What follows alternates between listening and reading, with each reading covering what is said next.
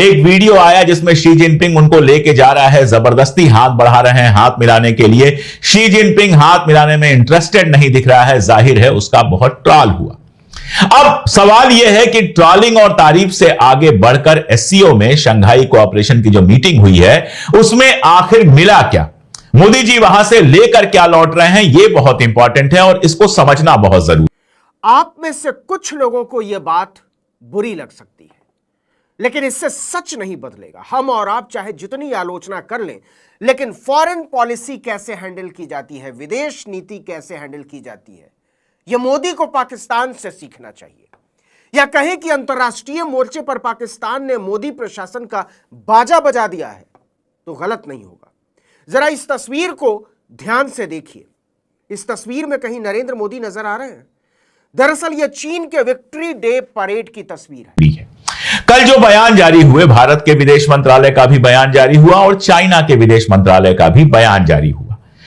अगर दोनों बयानों को आप देखें तो अंतर बहुत साफ दिखाई देता है। भारत ने सीमा विवादों की बात की है, यानी भारत ने कहा है कि हमारा इलाका जो कब्जा है उस पर एक समझौता हो जाए, यानी वो इलाका जो कब्जा है वो छोड़ दिया जाए। अब छुड़ाना चाहते हैं कि नहीं मोदी जी वो जाने, लेकिन सीमा विवाद की बात है। जबकि चाइना का जो बयान आया है उसमें सीमा विवाद की कहीं कोई बात है ही नहीं, सीमा विवाद की बात ही नहीं की गई है, सिर्फ ट्रेड और कोऑपरेशन बढ़ाने की बात की गई है। यानी पहला फंडा तो यही है कि जो लगातार चाइना गलवान के बाद से ही हमारी जमीनें कब्जा करता जा रहा है वो खाली करने को फिलहाल वो तैयार नहीं दिखाई देता। अब दूसरी बात आप देखिए, मोदी जी ने वहां एक बयान दिया जिसमें जाहिर तौर पर कश्मीर में जो हुआ था, पहलगाम में जो हुआ था उसका जिक्र किया। उनके बयान का एक हिस्सा था जिसमें उन्होंने कहा कि जो लोग साथ खड़े हुए थे, जो मित्र देश हमारे साथ खड़े हुए थे, उनका आभार।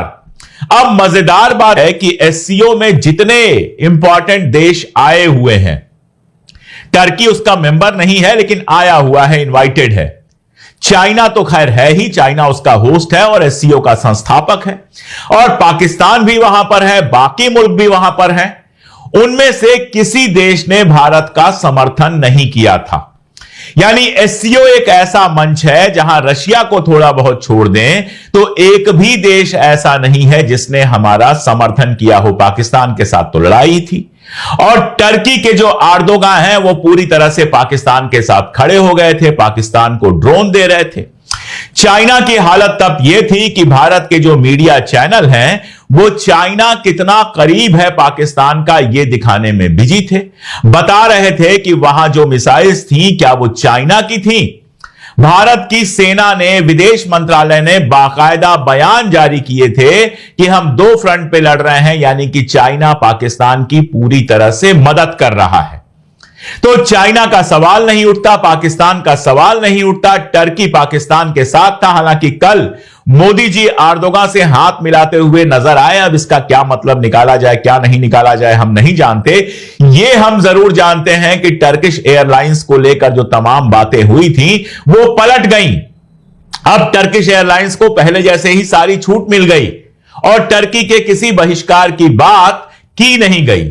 तो अब टर्की के साथ मोदी जी दोस्ती करना चाहते हैं कि नहीं करना चाहते हैं ये हम नहीं जानते, लेकिन इतना हम जरूर जानते हैं कि जिस मंच पर खड़े होकर मोदी जी ने कहा कि पाकिस्तान के साथ जो हमारी लड़ाई हुई उसमें जो साथ खड़े हुए उनका आभार, वहां पर हमारे साथ खड़े होने वाला रशिया के अलावा कोई नहीं था। और रशिया भी कोई ऐसा नहीं है कि पाकिस्तान के खिलाफ आकर हमारे साथ खड़ा हुआ, रशिया भी लगभग दोनों के साथ दिखाई दे रहा था। उसके बाद रशिया ने पाकिस्तान में डेवलपमेंट में मदद की है, पाकिस्तान के साथ संयुक्त सैन्य अभ्यास किया है।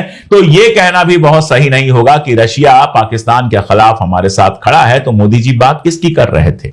आतंकवाद को लेकर उन्होंने बहुत सारे बयान दिए, लेकिन एक ऐसा बयान दिया है जो भारत की नीति को पूरी तरह से पलटने वाला है। सुहासिनी हैदर ने इसको द हिंदू में कवर किया है और कुछ सवाल पूछे हैं। मोदी जी ने वहां पर कहा है कि भारत और चीन दोनों क्रॉस बॉर्डर टेररिज्म के शिकार हैं।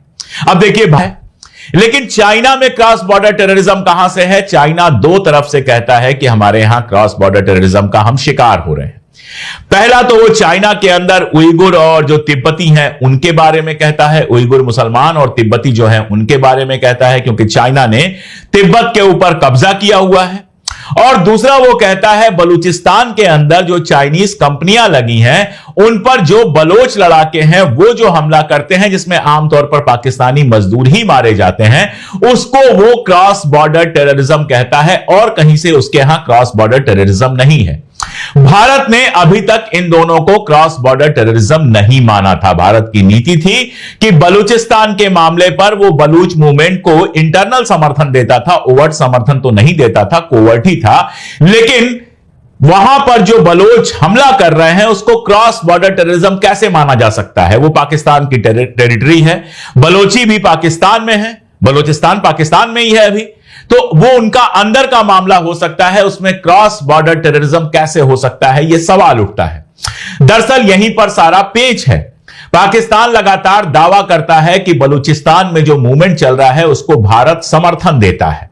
अब अगर भारत बलूचिस्तान में चल रहे मूवमेंट को समर्थन देता है तो उसी आधार पर चाइना कह रहा है कि यह क्रॉस बॉर्डर टेररिज्म है, क्योंकि इसके अलावा तो बलूचिस्तान चूंकि पाकिस्तान के अंदर है, तो बलूचिस्तान में अगर कोई हमला बलोच लड़ाके कर रहे हैं तो वो उनके देश के अंदर का मामला हुआ। जैसे हमारे यहां मान लीजिए यूपी में झगड़ा हो जाए और एक पक्ष दूसरे के ऊपर हमला करे तो उसमें हम चाइना पाकिस्तान को इन्वॉल्व नहीं कर सकते। सेम कंडीशन वहां है। तो क्या मोदी जी अपनी ही गेंद से अपने ही तरफ गोल मारकर आए हैं? क्या मोदी जी चाइना की उस बात का समर्थन कर रहे हैं कि बलोच लड़ाकों को बाहर से समर्थन मिलता है, और बाहर से यानी कि भारत से समर्थन मिलता है? तो क्या वो कहना चाह रहे हैं कि भारत पाकिस्तान और चाइना में क्रॉस बॉर्डर टेररिज्म कर रहा है? यह बड़ा सवाल है। यह बयान अपने आप में बेहद चौंकाने वाला है, और यह बयान मोदी जी ने क्यों दिया यह सिर्फ मोदी जी समझ सकते हैं, या फिर वो लोग समझ सकते हैं जिन्होंने यह बयान तैयार किया। और देखिए, एससीओ में सबके बावजूद मोदी जी और भारत ऑड मैन आउट की तरह नजर आ रहे हैं। कारण क्या है आप देख लीजिए। इस समय जो इंटरनेशनल दो ध्रुव बने हुए हैं, एक ध्रुव बना हुआ है अमेरिका, दूसरा बना हुआ है चाइना, और जो सबसे बड़ा फ्लैश पॉइंट है वो दो है। यूक्रेन रशिया वार एक है, और दूसरा है मिडिल ईस्ट में जो इजराइल कर रहा है, जो लड़ाइयां लड़ रहा है वो। अब आप देखिए, मिडिल ईस्ट को थोड़ी देर के लिए पहले ले लेते हैं। मिडिल ईस्ट में गजा के खिलाफ जो लड़ाई हो रही है, या गजा में जिस तरह का जेनोसाइड चल रहा है, उसमें एससीओ में जितनी कंट्रीज बैठी हुई हैं, सब कम से कम खुले तौर पर बाहर की तरफ से अगर आप देखें, मतलब खुल के जो कह रही हैं उसको अगर आप देखें, तो वो इजराइल के खिलाफ और गजा और फलस्तीन के साथ हैं। ईरान है वहां पर, वो तो है ही फलस्तीन के साथ। टर्की अंदर से जितना भी इजराइल से सेटिंग उसकी चलती हो, लेकिन कई बार घोषणा कर चुका, अभी हाल में घोषणा किया 2 दिन पहले कि हम इजराइल के साथ सारे रिश्ते खत्म कर रहे हैं। पब्लिकली वो लगातार गजा के समर्थन में है। अभी कल ही प्रेस टीवी का बयान आया है जिसमें एससीओ में आर्दोगा को यह कहते हुए बताया गया है कि हम पूरी तरह से गजा के साथ हैं। पाकिस्तान कितना भी अमेरिका का समर्थक हो, लेकिन गजा पर वो इजराइल के खिलाफ लगातार बयान देता हुआ नजर आता है। इजराइल ने यहां तक कहा है कि अगला खतरा पाकिस्तान से है। चाइना लगातार गजा और ईरान के साथ खड़ा हुआ है। रशिया लगातार ईरान के साथ खड़ा हुआ है। जो छोटे मोटे मुल्क हैं वहां पर उनको तो छोड़ ही दीजिए, उनमें से भी ज्यादातर जो हैं वो गजा के पक्ष में ही बयान देते रहे हैं, जबकि भारत ने अपना स्टैंड, और भारत ने नहीं, नरेंद्र मोदी जी ने अपना स्टैंड इजराइल समर्थक के रूप में डेवलप किया है। पूरी दुनिया में उनको इजराइल के और भारत को इजराइल के समर्थक के रूप में देखा जाता है, और गजा पर उनका कोई खुला स्टैंड नहीं आया है। गजा में जो जेनोसाइड चल रहा है उसकी एक भी मजम्मत प्रधानमंत्री के या फिर विदेश मंत्री के स्तर पर आपको दिखाई नहीं देगी। यहां तक कि ईरान से जब इजराइल की लड़ाई चली तो भी ईरान के समर्थन में कोई बयान देने की जगह दोनों पर बात की गई, इजराइल और ईरान पर एक साथ बात की गई। तो एससीओ का जो मंच है वो चाइना, प्रो चाइना कंट्रीज का मंच है, जो तमाम मुद्दों पर अमेरिका के खिलाफ खड़ा होता है। हालांकि एर्दोगान अमेरिका के उतने ही करीब है, पाकिस्तान अमेरिका के उतने ही करीब है, एर्दोगान तो नाटो का मेंबर भी है जितना कोई हो सकता है, लेकिन मिडिल ईस्ट के मुद्दे पर इनका स्टैंड ये है। भारत यहां पर ऑड मैन आउट हो जाता है। ऐसे ही अगर रशिया और यूक्रेन को देखें तो रशिया आया हुआ है, वो तो एक पक्ष है ही उसमें। चाइना रशिया के साथ खड़ा है। बाकी कंट्रीज जो है उन्होंने अपना कोई बहुत क्लियर स्टैंड उस पर नहीं लिया हुआ है। भारत का स्टैंड उस पर कुछ खास क्लियर नहीं है।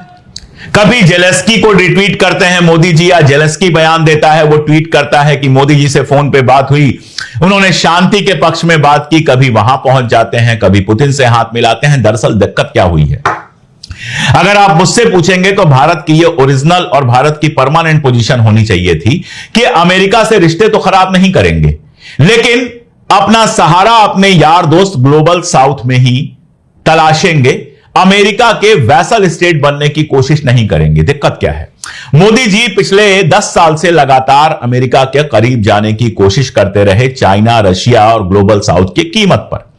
अमेरिका के करीब से करीब जाने की, अमेरिका के साथ ट्रेड बढ़ाने की, अमेरिका के साथ पर्सनल रिश्ते बनाने की 10 साल उन्होंने कोशिश की, जिसका नतीजा यह है कि ट्रंप जो है जब चुनाव लड़ता है तो यहां पर यज्ञ और हवन शुरू हो जाता है। कारण क्या था? कारण था ट्रंप का इस्लामोफोबिया।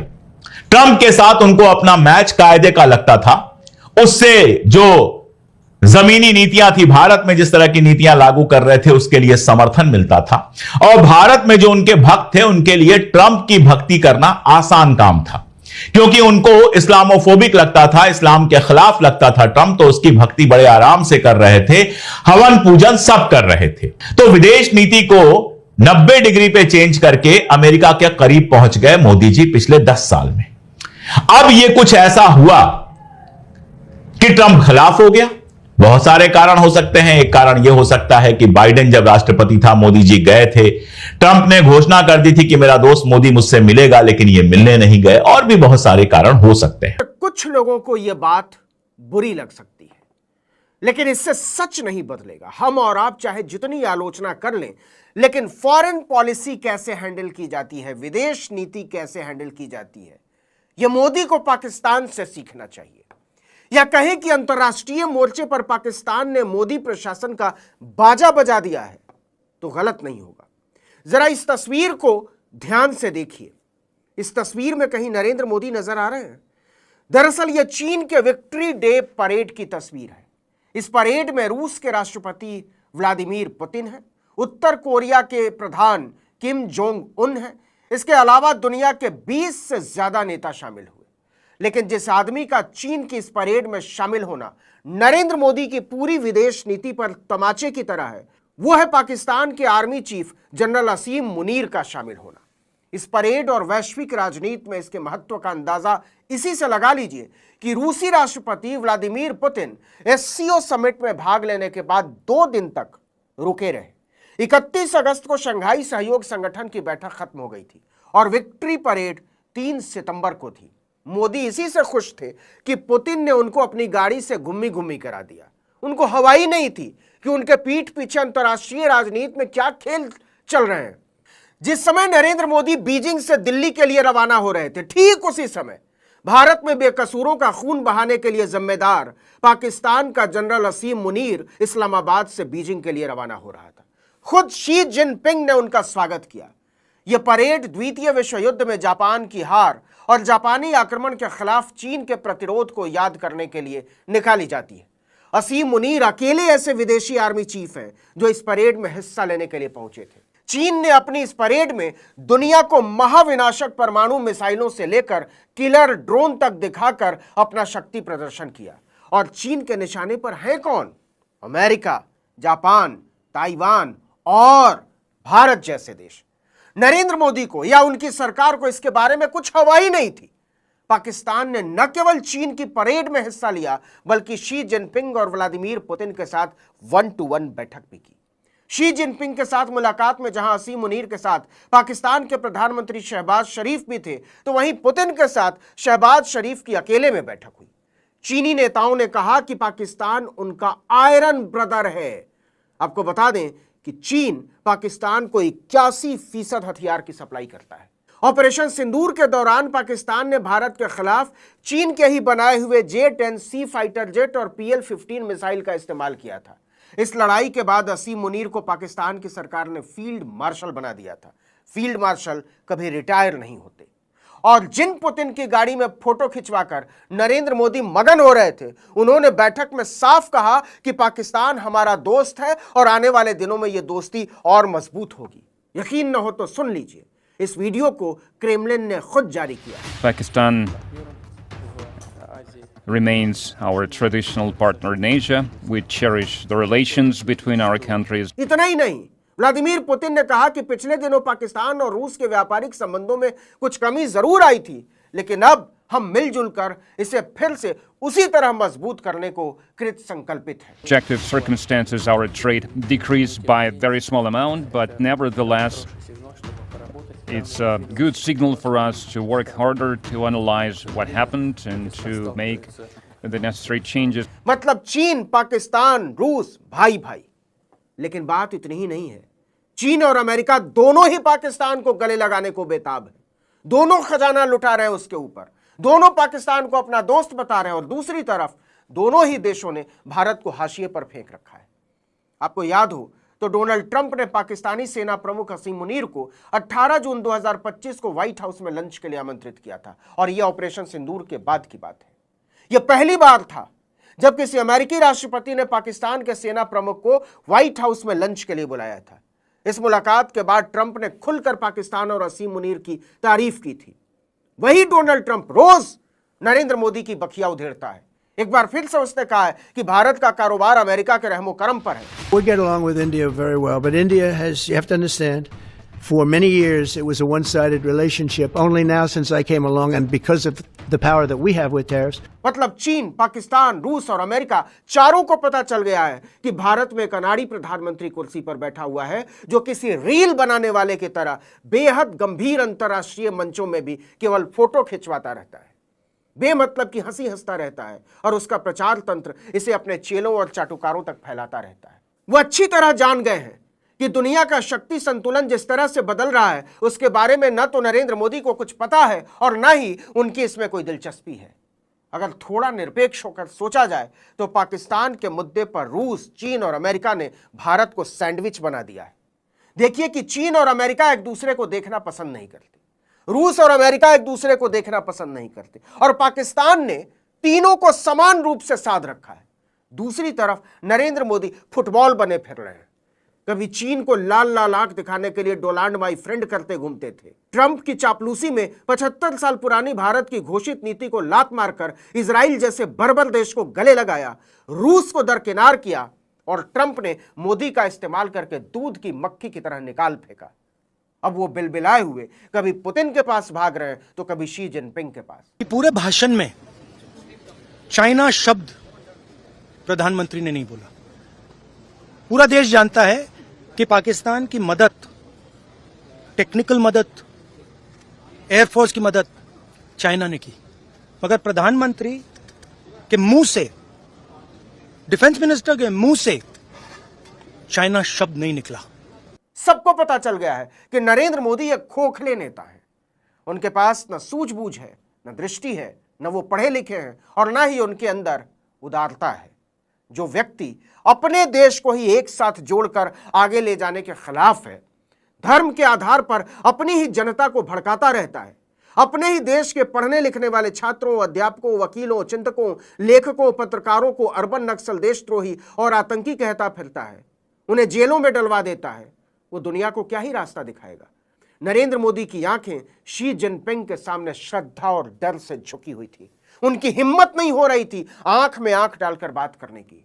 इतिहास इस बात को याद रखेगा कि मोदी जब ऑपरेशन सिंदूर के बाद शी जिनपिंग से पहली बार मिले तो वो इतना तक नहीं बोल पाए कि भारत के खिलाफ जंग में पाकिस्तान को हथियार मुहैया कराना हमें नागवार गुजरा है। सच ये है कि जिनपिंग के सामने मोदी बहुत पिलपिले नजर आ रहे थे। पुतिन और जिनपिंग जैसे विश्व नेताओं के सामने मोदी का बेमतलब खिलखिलाना बता रहा था कि अंतर्राष्ट्रीय कूटनीति के मामले में उनकी समझ शून्य है।